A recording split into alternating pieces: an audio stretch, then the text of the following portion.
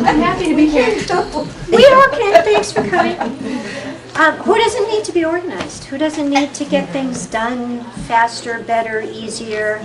I know I'm an organized person, and I am constantly being challenged by keeping up with everything, being able to get my hands on things quickly, and getting my job done better and faster. So we invited Janie Maxwell to come and talk to us about organizational Zen, so we can all feel like we're in tune with organization. So I don't even know where to start. I'm going to turn it over to you. All right. Thanks for coming. Very good. So I'll give you one of these too. So this Want is me to a, pass them out? yeah, sure. This is just a list of books that I refer to because I noticed the first few times I did this, people were furiously scribbling down, and what was the book, what was the book, and we're at a library, so I figure you're readers. Just take it. Exactly.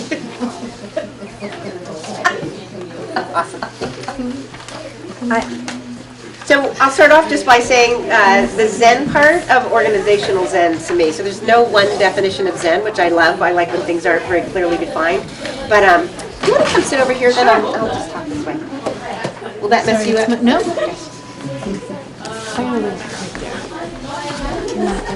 Oh, sure. Sorry. Am I? No. Very good. It's warm in a group. Are you leaving? No, get you a book of writing. Oh, very good. This is Claus. I like it. That was me. Yeah, come over, Malone. Retreating. All right, this feels more like theater to me. Thank you. I think that's great. Oh, no, I know, right on. Good, just, good. Settle down. Settle Yeah, down. I won't say another word. All right, so the Zen part to me. So when I came up to I came to Maine to work for LL Bean, and people used to give me a lot of grief because that's a huge thing to organize, and they'd say, "Oh my gosh, your house must be just completely buttoned up, and soup cans are organized in alphabetical order, and every bed is made." And I'm like, it's not, because that's not the best use of my time. So the Zen part of me, of being organizational Zen, is figuring out how you want to use your time and then using it, because I think we miss both. Sometimes we just feel like, I'm just going to do the next thing, I'm just going to take the next phone call. My kids are demanding, my parents are demanding, my spouse is demanding, I'm just going to keep doing stuff. And then you get those moments of lucidity where you go, oh my gosh, I'm not really doing anything that I want to do. And then other times where you feel like, I'm going to do it, and then you just feel super guilty about it. Like, I wonder where my children are because I haven't actually checked in with them in a long time. I get that feeling now that mine are in their 20s. I'm like, I know I had them, just can't remember where I put them. But anyway, I'm a huge believer in just finding peace in your life and then just being very connected to what it is that you're working on. So that's where the title came out of this, organizational Zen. And this is just to remind me to take a breath. But if you want to take a breath as well, this is a huge thing to me. To shift gears. So it's so easy to just keep going, like the next project, and if you don't just take a little break.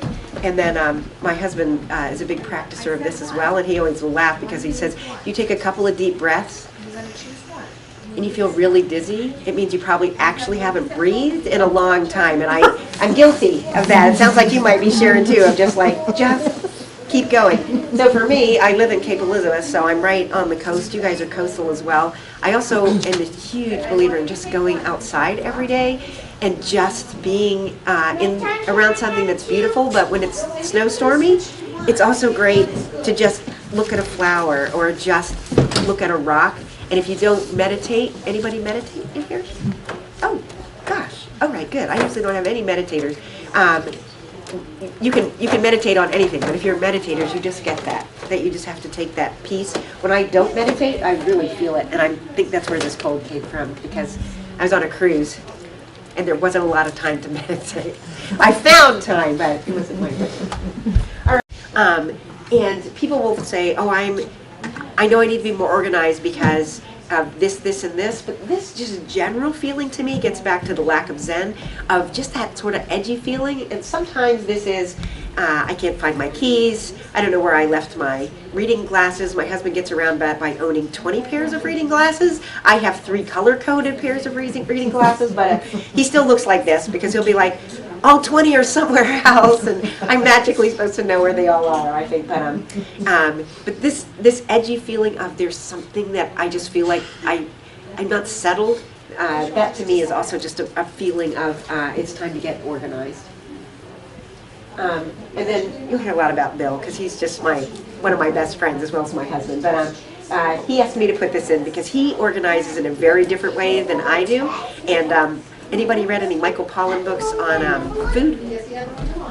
He's on your list. He's a great food writer. So I'm a huge believer in healthy eating as well as healthy living. And he's a naturally good writer who happens to focus on food, which is cool. So I was listening to him at a talk last summer, and somebody said, what's the best way to cook vegetables? And he said, however you'll eat them, which is great. I'm a vegetarian. So for me, the best way to get organized is whatever works. So if you have something, like you've all gotten to this point in your life, so you've survived, and somehow that's been organized enough to get you here. If you have little things that work so well for you, I'm just going to tell you what works well for me and what I've helped clients with and what I've seen be successful. And then my hope is that you think, I already do this, but what if I tweaked that? Or here's just one new idea. So whenever I'm spending time, I think, if I just come up with one new idea, I'm going to be super happy about that. So I hope you just find something that connects. And at the end of one talk, I asked what any takeaways were, and the guy said, I really like that thing about however you want to cook vegetables. And I'm like, okay, whatever works, right? All right. I broke this into 7 steps. That's just a complete arbitrary number. It could be 1 step, it could be 3 steps. And for me, it's 7 steps this week because I'm still deciding it's 7. What I think is important with this is baby steps. So if you're not horribly organized right now and you just think, I gotta get organized, that's too huge. So if you can think, what's a baby step that I can take tomorrow or tonight when I go home or next weekend when I know I have more time? Just what's one little thing? And it just means you have to break things apart, and I'll talk more about that. But when I got ready to build a house in Cape Elizabeth, they teased me at LL Bean because they're like, your list of to-dos, like get coffee, build a house. And I'm like, no, it's not. Like, there's the 300 steps within build a house, but things that feel overwhelming, if you can just say, all right, what's one tiny step? And then baby steps aren't nearly as intimidating. Okay, so here's step 1. Anybody read any Eckhart Tolle? Yeah? Oh, good. This is good. What an enlightened crowd we have here tonight. I listened to him on audiobook. Have you done that? He has the thickest Swiss accent, and he talks down here. So when you're on the highway, you almost can't hear him. But it's very soothing and just a little bit spooky. But I love this idea of choosing with intent. So this gets back to whatever you're going to do, choose to do it. And if you don't choose to do it, then you probably, it's not the best use of your time. So what I loved with that, I was at this one talk, and these women were in the talk, and at the end of it, they were all huddled together, and I said, everything okay? And they said, we're talking about intent. And they said, we're all headed off to a meeting, and it's a group that we started, and we're just talking and saying, we don't even like going. And it was the first time they talked about this as the threesome, except that they'd been cranky about it. And I'd said, if you feel yourself mentally eye-rolling about something, stop doing it. Like, you're not doing yourself a favor, you're not doing anybody else a favor to be there.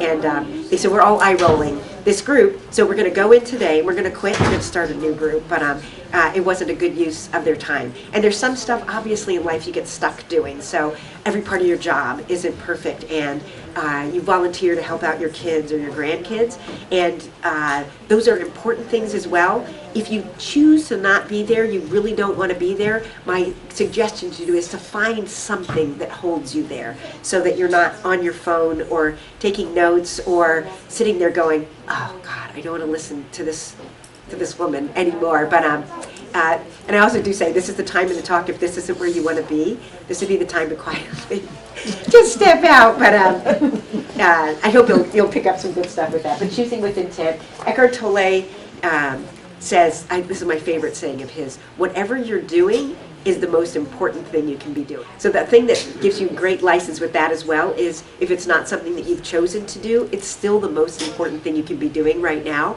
So this one drives my mom nuts because she's on her phone all the time. I know that sounds weird, like I'm like the mom and she's like the kid, but I talk to her about this and she'll be like, "Argh," and she'll put it away and I'm like, Mom, just listen to me. She's like, this is so hard. This is so hard. Okay. And she's a wonderful, terrific person, but it's really hard for her to be still and just do the one thing. But I'm like, this talking to me right now is the most important thing. So anyway, she's gotten a whole lot better with it. But I do like Eckert Tolle a bit. So thinking of intent, if you can think for just a moment of why you're here tonight. So you're part of the board, you work here, you can still be thinking about, like if you have a goal or something that you want to hear from me. So I think it's important with that, no matter what you're working on, not just for this, but I would love to have you think about why you're here, because if you can share that, I'll make sure I cover it. But when you have a specific goal in mind for something that you're doing, you listen differently because you're waiting to hear that piece of information. So where all of our minds tend to wander, but you will wander back going, wait, has she talked about that yet? No, she hasn't brought that one up yet. And Stephen Covey used to talk about that. If you listen to someone intending to teach it, you listen in a very different way. So listening with intent to find out what you're here for. And I think it just helps you clarify in your head, why am I here? Like, is this the best use of my time today? And you do have choices about a lot of things in life. So if you can think for a minute, and then if anybody wants to share an organizational challenge, we were talking briefly. And what's your name? Joey. Joey, yes. I think my organizational challenge at this point in time is that there's so many projects that need to get to completion. I feel in my head. Yeah. Anyway. Yeah.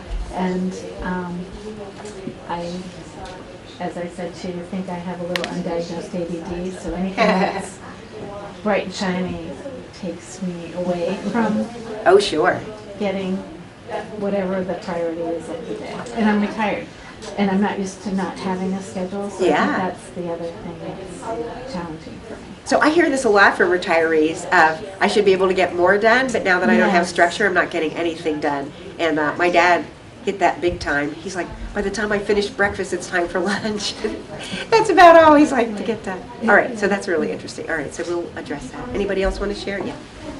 Is organization and multitasking non sequiturs?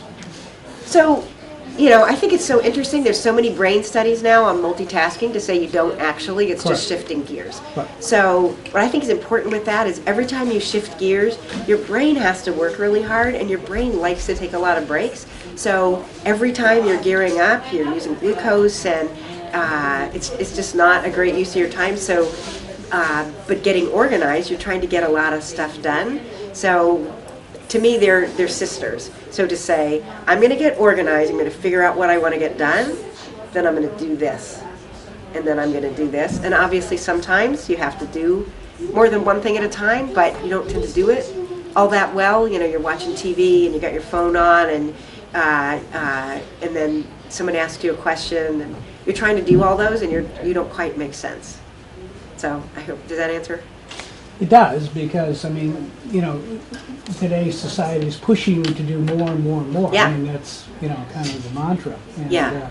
And yet I don't think you can do it effectively. No. I think you have to be in the moment No. and fully focus as you're talking I about. totally agree. And there are a lot of scientific studies. You know, they just said, anybody have little kids, grandkids with the pads? Yeah, they said their brains are really changing by having to just keep going and skip around all the time, and that we're not doing them a favor if they can't sit down or read a book with you. So as parents and grandparents, to help your children focus on doing the one thing, or just sitting down and eating lunch and not having the TV on or the radio on or trying to read a book then, you know, that's a Buddhist thought. If you're drinking tea, drink tea. And there's a piece to that as Yeah, well. that's some of the educational shift in terms of looking at children, particularly in the early years, as to their ability or inability to focus, Yeah, you know, on task. yeah. And that's And a that big used to issue. be how we would measure kids, to say, you know, can they sit down and do a task at a time? But I feel like the classrooms have modeled now sort of what's going on in our society. And people are evolving. It could be we just aren't meant to be single focused with that. But I feel like this next generation, I've got 20-something kids, and they're kind of flipping back and wanting to be on the farm and, out at, working the soil. There's nothing more meditative than farming, just plant the seeds. So it could just flip on its own. Any other intents you want to share? Well, you work in a library too, Janie, so you know how crazy it can be. Yeah. So I am organized, however, I have nonstop access to work. Yeah. I have texting, email, Yeah. phone, and as soon as I walk in, everything that I planned I was going to do and accomplish goes Yeah. out the window Yeah, I agree. because 20 more really important things come up and I need to handle one after another. So, these are things I wake up in the middle of the night solving problems Yeah. and, Yeah. oh no, I didn't do that, and okay, I have to do these, and I'm lining things up, and I just want to be able to Get to the take end of the day. it, And not be able to do things, and not worry or feel stress from those things that I can't get to, because I never can get to them. Yeah. And So is we're there gonna an talk about that. I think organizational that's way huge. of doing it so you feel good about incompletion Yeah. and interruption? Yeah. We'll talk about that. Anybody else? What about wanting to complete a project when the time has gone on? What's your suggestion do you complete or go back to it?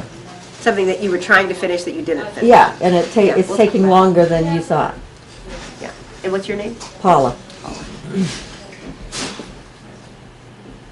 I hear that a lot. Like that whole drawer of stuff that hasn't gotten done. Yeah. Yeah, which is interesting. So we'll Yeah. talk about that. Anything you want to share? Yeah, my issue is trying to figure out how to schedule time for the things that I want to do. Because I find that I have work things that have deadlines. I have Sure. volunteer things that have deadlines. I have family. I have elderly parent. Yeah. All the usual stuff. My kids are in their early 20s, but they're still living at home and Yeah. still starting out. And so it feels like I'm getting pulled in 100 different directions. And you're the last priority. And I keep making, lists of, what has to happen next. And then there's just always that list, it just keeps getting longer and longer. Yeah. And then I find when I'm getting crunched with a lot of things that have to be done, this stuff for me goes out the window. Sure. And then I feel pressure because I've got so much to do. Yeah. And then I avoid the things, like I find things to avoid the things that have to get done. Yeah. It just pushes that deadline down the road a little bit, and then there's more stress because now I still have to do that, and Yeah. I wasted this day. Yeah. But I didn't actually do anything that I wanted to do, I just, Yeah, so you don't get the joy factor out of it either. Yeah. right, I just, And what is your name? Kathy. That's funny. Yeah, so I would say everything we're going to talk about today sort of leads to that. So we'll cover that in many ways, and at the end we should loop around and see if I address that. Okay, after intent. I am a huge believer in one calendar and one planner. Does everybody keep a calendar? Good. And anybody use a planner? Well, is that the same thing? Yeah. It's a calendar that I write in. Is that So, lots and lots of business things. I'm working at the library, but I'm a business girl by trade.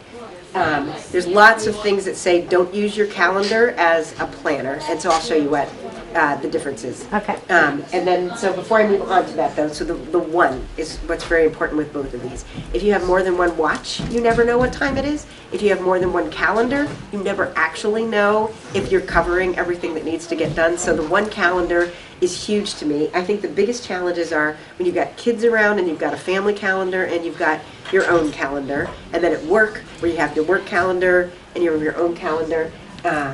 I keep everything in one place, and people gasp. They're like, oh God, it's like the mothership of all planners, but it's my upper body workout because I'm a runner.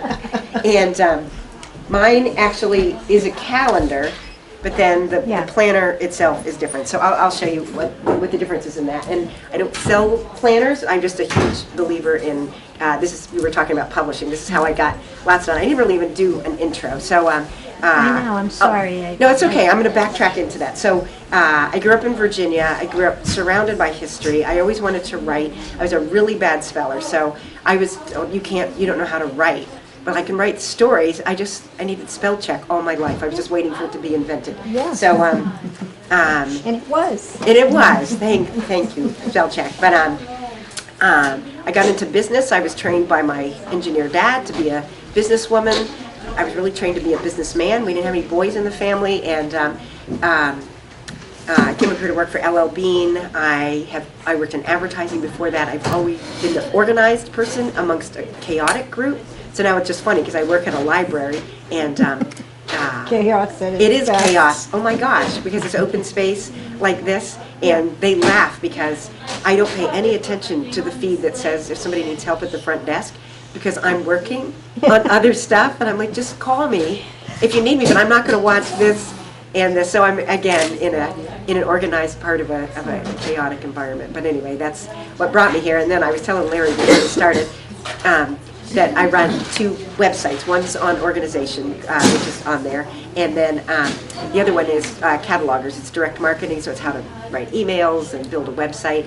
And my business partner on that said, talk about organization, because you get a lot of stuff done, and I was personally embarrassed to talk about it. It felt so personal. So I said, we don't talk about organization, we just think magically. We should just know how to get lots of stuff done, like Kathy was saying, and we don't. So I'm glad you're here for that. But anyway, there's a little piece of my background. But the planner helped me write a novel, which I self-published about 5 years ago. I have a published play. I wrote a musical 2 years ago. I don't recommend that if you want to be chaotic. And then I act, I sing, which you wouldn't know with stuff you know today. I'm going to sing a jazz gig on a Friday night. So I have figured out ways to find those love pieces, which we'll talk about, and that's what helps me get lots of stuff done. So this is the mechanics behind it, and then but the energy behind it is, I'm just a big believer in following an energy path. So that even if the weirdest things, like when Sarah asked me to do a talk on organization, and I'm like, I have things to say. I was so energized by it. I'm like, I had to do this again, and that was like 33 libraries ago. And businesses, it's very fun. Okay, so within my planner pitch here, I will say just a brief thing about electronic versus paper. I love electronics. I work on the computers all the time. I love my cell phone. I don't like working electronically when I'm trying to get organized, because I feel like there's so many distractions. So we're all a little ADD. If the computer's open and the internet is accessible, it's just too easy to just check email while you're trying to get organized. Just check Facebook. I read the Washington Post every day because I'm from DC, and it's just too easy versus planning. So when I use a planner, somebody laughed at the library. They're like, people still use those? I'm like, oh yeah, paper. And then other people that do them, it's like a cult. They're like, ooh, Franklin Planner. I organize on Sunday nights. I take an hour. It's quiet time. It's before 60 Minutes, which I know I'm going to watch, but the house is quiet. And then I'm thinking ahead, and I'm not being distracted, and I'm doing it on paper.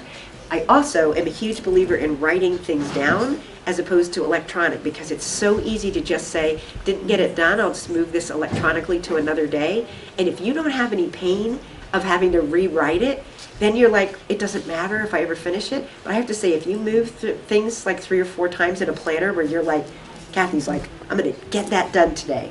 Didn't get it. I'm going to, tomorrow, get that done. By the 3rd or 4th time you write that, you're like, it's either coming off the list or I'm going to do it, because I'm sick of writing this and reminding myself. But lots of brain studies on that as well. I love science that says writing things down, there's a mechanical piece that actually is a motivator as well, which is, I think, pretty cool. So let me show you my planner before I actually go on with that. So here's what I like with that. So I know this is huge. You can buy planners of any size. What I think is important, and the difference between a calendar and a planner, is if you try to write on a calendar block, here's the stuff that I'm going to try to do today, you're writing pretty small, and there's no way to really prioritize what you've got within that. So with a planner, you're looking at a month. So I will look, so we're in March, and I will look out for the next couple of weeks of, like, if I highlight things in green, if it's a talk like this, These are programs that are running at the library. So there's certain things that I know I'm looking for. And if there's something I have to get ready for, I'm trying to look ahead a couple of weeks. And then when I'm actually sitting down on a Sunday, I'm just looking at the week. And where this gets to a cool Zen thing as well is I have so many people that come to these talks that will say, I just want to get my stuff done. And then I'll talk through with them of like what else is going on in your life. And they have like a half an hour a week of their own time. And it's like, you couldn't possibly get to your own stuff because you've got, especially if you've got kids around or parents, there's a lot of demands. So it gets back to the Zen part though. If you look at this week and you go, I seriously have 5 hours this week of free time until I get to Sunday. So I'm not even going to try to get to the writing that I've been working on, but I'm just going to set it out of my head. I'm not going to do it. I'm not going to worry about it every day thinking, oh, I wish I'd gotten to that. I can't. I don't have any time. So I'll move it to Sunday. So this is the other thing I love with a planner is I try to only put things on that I think I'm actually going to get done. And then you do get a feeling of accomplishment because at the end of the day, you're like, you know what? I actually did get through a lot of the stuff that I thought I was going to get done. And if your days tend to be, I don't have time but to do maybe 1 or 2 things on my own, then all of this other stuff that you never get to just goes to a whole nother list, which is, here's stuff I really want to get to if I ever have a quiet moment. And then your brain knows, I wrote it down, I didn't throw it out, it's over there, and I will get to that. But today, my job is to be the library director and put out fires, and then maybe I can take, yeah, so maybe at 3 o'clock, you block in time for yourself to go, this is my hour that I'm going to do something. I'm not going to do my email, and I'm not going to eat lunch at 3 because that's as early as I could get to that. But what's my one thing, and just try to get to that every day. Because in the meantime, that's your job. Mm-hmm. So mine, I'm tucked behind the corner and they don't see me. So, and if they don't yell, it's funny. It makes a big difference. Okay, so write it down. So I was already segueing right into that then. Within the planner, I have certain things that I do every day, like calls, email, organize. That's just to remind me to actually check my cell phone and see what I have to do every day. And again, I'm trying not to fill up the day, and then I'll show you just a little bit of what I code within that. I also, you mentioned this too, Sharon, of writing in the middle of the night. So for some reason at 4 a.m., is when my brain goes, oh, you know what? And it's a blog post. It is a project for work. It's somebody I didn't get back in touch with. My brain reminds me. So I wake up. I have a pad by the bed. I have a flashlight and a pen. And my husband's pretty used to this, not completely, but we've been married for like 22 years. He's kind of used to it.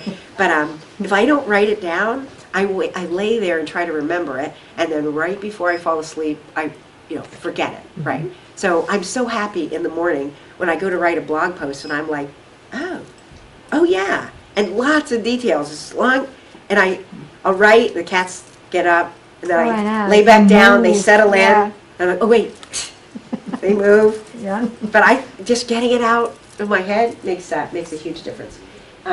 If you have a to-do list in addition to your calendar, the thing that I like better with the planner again is everything's not on one page. You're putting things around. So there's a great freedom to going, I haven't gotten to this for 4 days, and I'm probably not going to get to it, so I'm going to move it to next Tuesday.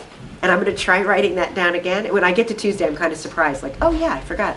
I put that there. And if I'm still not getting it, I'll be like, let's flip another week and see if I can put it there. But on a to-do list, they all are kind of in the same, they're in the same space. So I think it's hard to prioritize. And then a woman in one of my talks said, she goes, oh, well, I prioritize on it. I just put a star next to it if it needs to get done.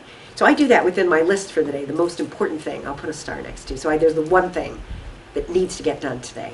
And I said, well, what happens if you don't get done on your to-do list? She goes, well, I add 2 stars. So she still has the same list, but now it's 2 stars. And I said, and then? She goes, well, then it goes to 3 stars.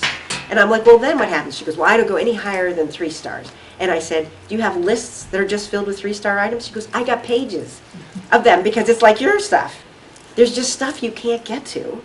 And so then you've got to feel good about it to go, these are great ideas. These are my 3-star items. And today, I'm just going to try to get this one important thing done. And that makes you prioritize what that one thing is, too, which is tricky. All right, so this, I think, is important, too, and I've kind of alluded to that. So, Kathy, can you be my spokesmodel here for a moment? So what I think is fun with this is to think, if you have a lot of stuff that's going on in your head, to me that's like a rock. This is one thought. So if I said to Kathy, could you hold out your hand and could you hold my thought? Because I'm not going to get to that right away. So that's good. And you could hold that for a while. So if I don't get to that thought though, for like another hour, can you still stand there and hold that? And now, like, it's actually going to be next week before I get back to that thought. And now it starts to feel really heavy and you're like, you can have your rock back. And that's just one thought that's in your head. So that just helps me to think, get it out. And that's where the paper is my saving grace. And it could be electronic for you. It's just electronic for me invites trouble. It's like the devil is in the electronics. And then the problem with the one thought is it's more like this pile of boulders, and that's what my head feels a little bit like tonight anyway, but it's not just one, you're trying to keep track of a lot of stuff. And then I have to say, when I was writing a novel or when I worked at L.L. Bean, that's what every day felt like. And if I That's didn't, what my life is. this is your library, Kathy, can Sharon. you come by Yes. and hold a few rocks? It's not assembled. It's some assembly required. Unfortunately, I have a few that you'll have to hold for me. Oh, that's very funny. That's a swap. That's good. Hey, sometimes somebody else's, where we say steal liberally. So yeah, like if you do mine, I'll do yours, and it'll be more exciting. But if you can get all of those out of your head, that's much healthier. So we don't have time to do it tonight, but if you can think through what's in your rock pile when you have a quiet time, and you would have to make this up for yourself. You're not just going to magically have a quiet time. So if you thought, all right, Sunday at 4 is going to be my quiet time. For a half hour, I'm just going to try to get all the rocks out of my head. So to me, the 4 a.m. thoughts are rocks that are in my head that I haven't gotten out. So what I think is important with this is, even if you have a to-do list, you have a calendar, you know, when you're driving, things come up. Or you're in the shower, things come up, you wake up in the middle of the night. So your brain is spending energy trying to remember stuff. So even if I have all of my organized stuff, I still try once a month to go, just clear your head. All right, write everything down. What's in your head? What are you trying to get done? And most of it, I'll go, yeah, I didn't have this one. So I'm trying to keep my head clear so I can meditate and I can be there and have the intent of what I'm doing. So if you have some time, I would highly recommend thinking about what's in your rock pile. And then the other thing, I already alluded to this, is to start a love to-do list. So this gets back to, again, what you were saying, Kathy. If you have stuff that you love to do, you spend a whole lot less time doing the things that you have to get done because you're going to be in a hurry to get back to the stuff that you really like. So I love doing theater. I spend an inordinate amount of time being a volunteer at a theater, but boy, my energy just goes up. It's great. So when I was working at Bean, it'd be like, I have to finish my work by 5. I don't want to bring anything home. This is theater time now. When I was writing the novel that I wrote, all my free time was spent researching. It's a historic novel. So I would get done, be with my kids, because I was so anxious to get to the stuff that I love. Does anybody have a love to-do list? And it's different than a bucket list. So a bucket list is those things where I feel like you have some obligation to them, but just things that you love to do. And if you haven't ever done one, it's just fun to brainstorm on what you love to do. So I'll do these, and if you say, what do I just love to do? And maybe I never have done it. What have I always wanted to do? And you write things down, and you end up with 10. And if that's super easy, then go, all right, well, what are 20? Because what I found is those last few that I come up with, I'm like, all right, I'm at an odd number. I'm at 17. I have to get to 20. Oh, I should go to Italy. And that happened. Like, there's something weird and magic about making this love to-do list, and they may not ever make your planner list, but just by putting them out to the universe. So always on my love to-do list is travel with my mom, and that's gotten me in so much trouble. She'll be like, oh, well, you want to go here? I'm like, I don't have time. And I'll be like, it's on my list. I love to travel with my mom. She's 82. I'm like, just do it. Just do it. Don't fight it. But it's an amazing, fun thing. And then wacky stuff comes out. Like, I was in Italy with my mom, and I'm like, I want to sing opera. I don't sing opera. I'm a show tune girl, right? But I came home, and I'm like, I'm going to learn one opera piece. It was so much fun. So anyway, it propelled me to sing other stuff. Okay. Step 4 is to prioritize daily. So you think you get all organized. You get everything written down that you're trying to work on. You can get it into a planner. You get things onto different days. And then, what you're saying, Sharon, then life happens. Kathy, all the other stuff comes in. So you have to prioritize all the time. So when I'll plan ahead for the week. Then I'll look at night, and I'm looking at the next day's stuff. And I'll still in the morning have to look at it again to go, what is my number one priority? And I do put a star next to it in my planner to say, if nothing else, let's do that in amongst all the other things. And the last priority for all of us, and it's not just you, Kathy, is the stuff that you love to do, because we're all trained to just help and do the stuff that comes up. And then, you know, you think, there's a guy at the library, he's been checking all these books on watercolor, and I'm like, are you learning how to paint? He's like, I am. He's about 85, and he just always wanted to paint. So you don't want to wait to 85 if you don't have to go, I just always have wanted to do that. And then, once you prioritize it, you got to plan it in. You got to think of a baby step to go, what's one thing I can do to get started with that. And then the guy that got me started on the planners, anybody read this, Getting Things Done? It's by a guy named David Allen. He's on your list. So he actually taught a class at a library, at a business I worked at in Boston.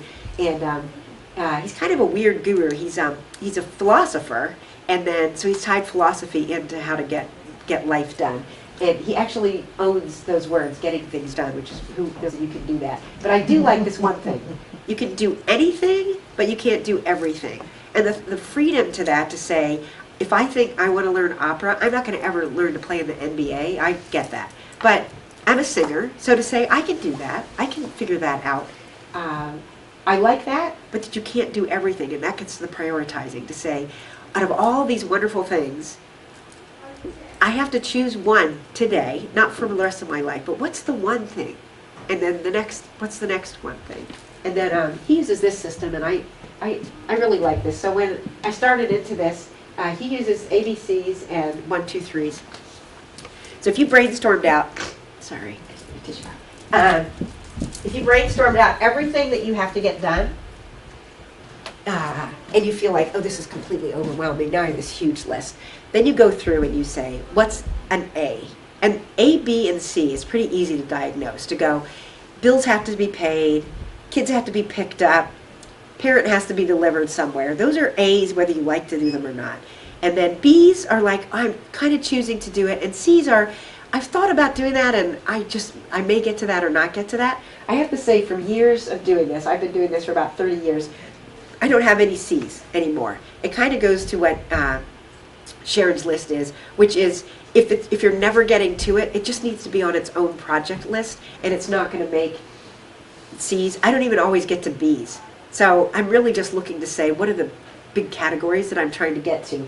Then once you have your A's, you can look at it and say, what's one? What's A1 out of all of this list? What's A2? What's A3? And again, a lot of days, that's all you get to. Just those 3, but at least you know. And then what I really like with a priority system like this is we all get into a pinch, phone rings, somebody texts you, there's emails to be answered. When you have a breath, you're not in any shape to make a decision. So you just go to your list and go, I'll go back to A1. A1 was the first thing this morning, and just stick with that. A lot of people, though, use colors. I use some colors in my calendar. The star systems, checks, whatever would work for you, but the A's and the numbering are what always have worked for me. So this is another important thing, and I'll let you think about it when I blow my nose here, is what's missing from your rock pile. So as you're prioritizing, and this would get to what you were talking about, if you've got all of this stuff that's just everybody's business and not really your business, is to think through, this is from, there's a writer that I really like on here, named Melissa Rankin, and she's on your list here. And I started reading about her first as a writer because she was not having success. She's a trained doctor, OBGYN, and she wanted to write a book, and then nobody wanted to publish it. And then, so she wrote another book, and everybody wanted to publish it, but only pay her $30,000, and she has all of these school costs, and she had a stay-at-home dad, and she just had a baby, and she really just wanted to be a writer. So she was like, I have to go back to being a doctor, but she was an OBGYN, she was down to like 7 minutes per client, and she was like, I cannot be a good doctor and do that. So she's out for a run, and she was thinking about her patients, and she said, somebody that has a lot of stress in their life, they drink too much, they do drugs, they're in a super stressful life, and they're sick. She goes, it's really easy as a doctor to help them to say, if you can stop doing all that, you'll feel a lot better. But then she's out in California, she works in Monterey, and she's like, everybody's doing smoothies and drinking green tea and doing yoga, and they're still sick. And she's like, now what have I got? So she's on a run, and she sees a cairn of rocks, and it just made her think about thinking through what the big and most important stones are in your life, and really the order of them to help you prioritize. So for me, when I did this exercise, and I just took big circles and thought, all right, what are the key elements? Like, if I don't do these, I'm just not going to feel well. So the biggest one for me, I have a lot of trouble with food, so I only eat certain foods. And by looking at this, I thought, if I don't eat well, it messes everything up. So, you know, I had little kids, I was always on the fly, I was working weird hours and just grabbing food when I could. And this exercise made me think, I would never tell you food's a top priority for me because I don't like food, but I felt like if I'm not paying attention to that, then how am I going to get anything else done? So for me, that is a fundamental rock. A lot of people it's not, they just like to eat, but for me it really makes me not feel well if I don't get that done. If I don't do something creative every day, that's a priority for me then. So these are rocks that no one's asking you to do, they're just sort of like what makes you tick, sort of like not your resume, but what's at your core. And then when I first did this exercise, I got to I want more little rock. I think I'm good. And then I kept thinking about it at 4 a.m. I said, I think it's volunteer work. I used to work at the Center for Grieving Children for 5 years. It was really hard, intense volunteer work, but it's good. It's good. You're working with really incredible people. And now I do theater. I'm like, that doesn't feel the same. So I was like, you know what? I was raised to be a volunteer. I should have volunteer work back in my life. And like the next week, the person from the library, I was talking to her, and she's like, could you volunteer here? I'm like, well, yes, I can. Because I just put it in my rock pile, thank you. And so it gets back to that mystery of the universe again, too, of just by putting something out there, sometimes magically things happen. But this really helps me prioritize. And then I was saying to Larry, I was working with this group of entrepreneurs, and this guy said, I always feel guilty because I work out, and I feel like that should be time spent on my work or with my kids. But he said, I feel better. And I'm like, if it's a core rock, keep that. And then this is your last rock to consider. And as Eckhart Tolle will say, I don't want to shock you, but you're going to die. I'm like, oh. I'm listening to this in the car as I'm driving. I'm like, okay, that's not very exciting. But this is the best deadline to me. So when I took David Allen's class, we did this exercise, which was to write your obit. And when I wrote my obit, your obit is not going to be that you had groceries at the house every day or that you lost 10 pounds. It's going to be that you were always there for people, that you were super involved at your library, that you're the world's best mom. So when I think about my obit, I'm like, I better be world's best mom. Like that, and I have to work hard at that because I tell you, I forget that I have children since they don't live in the state anymore. But I'll call them. I'm like, oh, world's best mom. text my kids. But I think this is a great deadline to have, to know you're going to run out of time. Doesn't matter how old you are or how young you are going to run out of time. So if you have stuff you want to get done, now would be a great time to start to plan it. After the annual report, thank you. I'm sure the annual report is an A1 priority. After that. So David Allen talks about this a lot as well, which I think is really important as well. So you obviously have all this stuff you want to try to get done. There's some stuff you have to get done, like your taxes, or you've got bills to pay, or children to pick up at daycare. You don't want to forget that. There are things, though, if you do a time audit to go, all right, how much time am I actually watching Netflix? How much time do I spend going to movies? How much time do I spend reading the newspaper? You have a lot of choices within that, or spending time on Facebook or online. So it's easy. Magazines are really easy. But if you want to get other stuff done and feel like I'm going to get my house organized, then go, all right, where can I steal time from? Because we have 24 hours. So you're really looking for that. So when I decided to write Gunny, I said, oh, what can I cut? So I was in a really bad marriage at the time, and I didn't want to hang out with anymore, and he loved TV. I'm like, well, I'll stop watching TV, and I'll just win on both fronts. So I'm not going to hang out with him anymore, and I'm going to have all this time. And then the hardest one, I said, I got to cut novels, and because I got to do historic research. So if I'm going to read, and I have to say that the difference between reading a good mystery right before you go to sleep and reading, a Civil War document of a battle doesn't have the same feel to it, but I'd be like, so I did research for like 15 years before I actually wrote, but I just shifted over from that. And then what's cool is when you get something done, like, okay, I've always wanted to learn to play the ukulele, and now I've learned that, then other stuff can come back in. It doesn't have to go away forever, but to say, in order to get this piece of time, and then you feel really good about it because you've made a big decision to go, I was watching Netflix, and I'm going to step out, and I'm going to actually work on something that's my own, and is a different use of time. I talked to you about how to work with a calendar. I do group things within my calendar for easy scanning, so if I got a bunch of emails, I'll put them together. If I'm working with a client, I'll put those together. And again, that's just to make it easy, so when I'm in a rush to go, all right, I'm at the computer, I'm doing email, I don't want to read everything on the list again, so emails get little EMs next to it to go, let's just do the emails. And when I want to get something done, I want that list to be done at the end of the day, emails are great because they don't take a whole lot of thought or time for the most part, and I will flag ones if they're long, but I like those. Same with calls. I hate being on the phone, but once I'm on, I'm like, all right, make 3 calls while I'm there. I do try not to load too much on any one day, and that gets back to the Zen also. So if you are just constantly feeling like I'm not getting stuff done, it's just kind of self-defeating.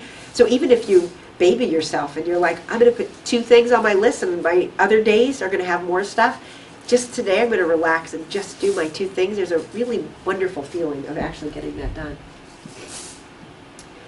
This is really important too. So when I wrote that musical, I worked with my stepson who's a musician, and he's a night owl by nature. It is in his DNA. He does not work well during the day. So we didn't think this through. We decided to be partners on this.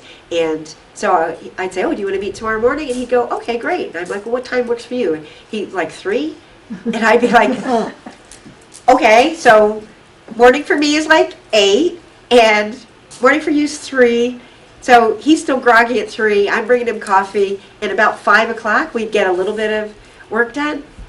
He tried to meet with me a few mornings. It was a disaster. I tried to stay up late with him. We got into almost a fist fight. Like, it just, not good, not good. And then so many people try to be what they're not, to go, if everybody else gets up in the morning, I'm going to get up in the morning. And if you're not, my sister's a night owl, and she used to watch completely different stuff than me. I'd be like, where was that on? She saw the original Saturday Night Live broadcast in '74. I'm like, she's telling me all about it at the time, and I'm in bed by 9. I was like, what is this?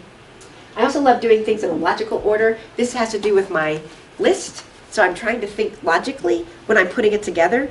Can this happen today? Is this realistic? Have I got all the pieces with it? And again, with like emails and calls. But I like to just put life into logical order. So like, this is my shopping list. So this is the Hannaford at Mill Creek. I go through the store, I see the stuff that I like to buy and which row it's in, and then this is in the kitchen, and as I need stuff, I just circle it, and then no one can read my writing, including me. So Bill will actually take this, and he knows, even though he doesn't know where the peanut butter is, I like that it's somewhere in aisle 5, but it just puts things in a logical order. It took my time in half at the grocery store because I only go down the rows that I need. I'm not looking at everything. And every once in a while I go without any kind of a list just to be wild and go up and down every row, and I like to find new things, which is great. But I print these out 4 up, and I think in Maine we all have learned to have to be somewhat efficient around that. So like, if you think a snowstorm's coming or you live farther out of town, you're like, when I'm in town, to do it. Okay, yeah. So that's still like the hard part too. Yeah. I got the plan. Yeah. So it's Elizabeth, in the mind with the tricks. So. Gretchen Rubin also has a lot of stuff on, because it's on motivation and how to motivate yourself. So like, if you were trying to lose weight, she would say, be very specific. Not like, I want to lose weight, but I want to lose 10 pounds. And then congratulate yourself, not with chocolate cake, something that counter to where you were, but if I can wear a size 6, then I will go shopping, for that, so that your reward ties back in with that to get that done. Mm-hmm. And then if deadlines don't magically work for you, I like this sample, and I've never tried it, but if you said, all right, there's this one big project, I want to get it done, and Janie, I'm going to write a check made out to a group I hate for a big amount of money, and if I don't get this done, you mail that check. And my whole job is not to bug you, it's just to mail the check. So my only job is to check in on that last day. It's 90 days or whatever you've given yourself to go, did we get that done? And you go, no. And out it goes. But I think those are interesting ways to incentivize yourself. Yeah. With people who are chatty, loquacious, garrulous, whatever term you want to use, Yeah. best thing to do is when you see them, you immediately set a limit. In other words, I've got 10 minutes. Oh, that's, I'm going to be happy to chat with you. You know, Yeah. you can say very nicely. And Yeah. then after that's a 10 great minutes, idea. you just look at, say, I've got to go. Yeah. And they, in other words, they've already been warned, Yeah. and they were okay with that. Yeah. If I think you it's were- important because we don't want to be rude, Right. but people will take a lot of your time. Sure. Happens at work. Right. all And the so if time, you give them yeah. that undivided that. attention for 10 minutes, And then really be there. and really yeah. be there, There's nothing more irritating than sitting and going, then uh-huh. truncate it Yeah. after 10 minutes, it Yeah. works. You can even set your clock to go, oh, Sure, you know. I and- got to set an alarm because I don't want to miss this other thing I have Right. to be to. So. and therefore, they're, they've been forewarned, so to speak, Yeah. and it works. What I think is interesting too is I think we're so used to people being so busy and doing multitasks. When somebody actually sits down with you, like when I do this with my mom, it does freak them out a little bit. Like, go ahead. Oh, yeah, like, wow, I have your undivided attention. It's a gift. Or somebody says, can I talk with you now? In other words, they ask you, Yeah, can I, use some of your time? yeah, And then it gives them permission, freedom, if they're honest, by Yeah. saying, no. yeah. Well, and so I think that's really important too because it goes back to prioritizing your own stuff as well. If you really don't want to spend time with them and you know this is not going to work for you, then be that honest to go, I really don't have time. Is there some other way I can help you to still be generous and kind? Is it next Or week? set up another time. Yeah, but to say, rather than be scattered and Right. go, ooh, yeah, sure. And Well, you know what you you're don't wanna doing do it. is you're honoring their time, but you're negating your time. And Yeah. so, I mean, it should be balanced. Yeah, and I don't think you're even honoring their time. Like if you're sitting with somebody and you don't want to be there and you know you've got to Oh, yeah. run, people feel that. Like Yeah. that's not a good feeling. Yeah. Yeah. I had a guy do that at my health club. I was chatting with him, and then all of a sudden in the middle he goes, nice chatting with you. And left. Well, no, he was on a stationary bike and I was walking Oh. by, and I kind of felt an obligation because he was right there Oh, yeah. to talk to him. And Yeah. I thought, why did I do that? I mean, I got into a conversation, Yeah. but I didn't really check to see whether he was tracking, Oh. and I don't think he was. Yeah. So, he kind of, That's very funny. yeah, and that was fine. I thought, I'm not doing that again. That's very funny. How about other questions? Did we answer them?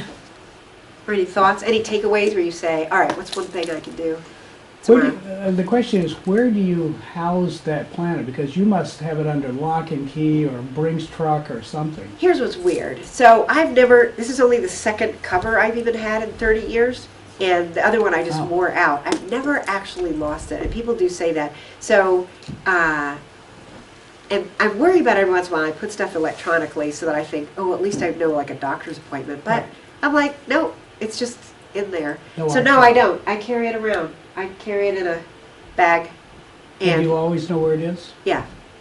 That's great. So do you sit on a Sunday night and you map out the whole week? Yeah. Well, I map out, I look at the whole week. So I'm looking at the month, I'm looking at a couple weeks ahead to see big stuff, and then I'm looking at the week to see how much time I have. And then I'm really trying to just plan out Monday, but everything's not going to fit on Monday that I'm thinking about. So, oh, look, Tuesdays are a mess. Wow, if I don't get it on Monday, Friday's going to be my next day. I will put things in through the week, but I'm not done for the week. I'm really just done for looking ahead, thinking about big stuff, next steps, and I'm planning Monday. At the end of the day on Monday, I'm gonna what happened, didn't happen, what can move, to fill in on Tuesday. Yeah. More thoughts, takeaways? So, the planner, do you go back and cross off everything? So, okay, so that's another thing. So on a to-do list, you cross things off. In a planner, you just check them, so it keeps kind of neat. But are there things that you don't check though? Because it goes week after week after week. So if I don't do something, it is going to move to another day, or it's going to get taken off my list. So if it doesn't get a check by it, it's got to go somewhere. And the X says to me, I'm actually making a decision, and that's not going to happen. So what's interesting with that is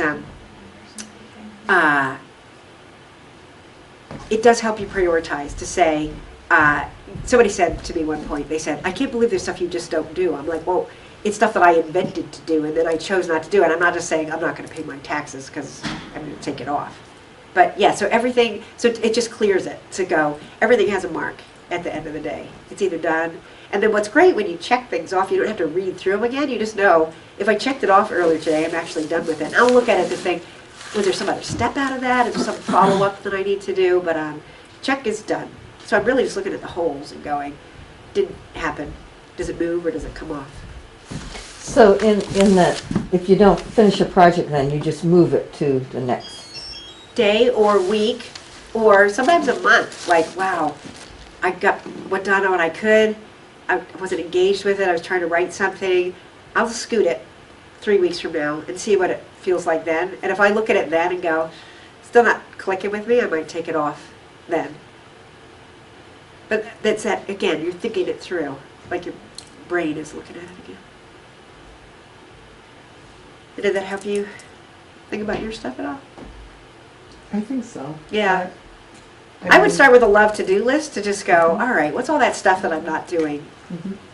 And then think, what's one baby step I can take, even if it's so silly? Mhm. Like, and what I like with the love-to-do list is you don't justify it to anybody. Nobody else has to buy into it. Like, this is part of what I want to do. Isn't that have fun? Or go, wow, I have no time. It's never going to happen. Next lifetime. Yeah. Die so you can do it. What would you get the next lifetime? Yeah. Very funny. So my contact info is on your sheet. Don't hesitate to ask me questions. I love solving organizational issues and just brainstorming. Just what woman said. I got end-of-life mother and I got a 10-year-old and I'm not getting anything done. I'm like, of course you weren't. 10 years from now, you know, when your kid's 20 and they're maybe out, right? Mhm. You know, I feel good about That's it. true. You know, once you're not working, you have all that time. And I do get things done. Yeah. It's just not in, because I was so busy, like in that same situation. So, but for that, I would give yourself such a break too to go, this is so cool. If I even just get these 2 things done or these 3 things done, that's so cool. You're not working. Right. You don't I have try to get that's 100 things kind out of the what I door. do. Yeah. Like, just enjoy those things you're working on. Woohoo. No, It it's a is. whole different mindset. Yeah. And I'm still in transition. Yeah. So. And you moved, so you're in Yes. a new space too. Yes, yeah. I hope it helps. Yeah. Yeah, Thank you, thank you. Jane. Yeah.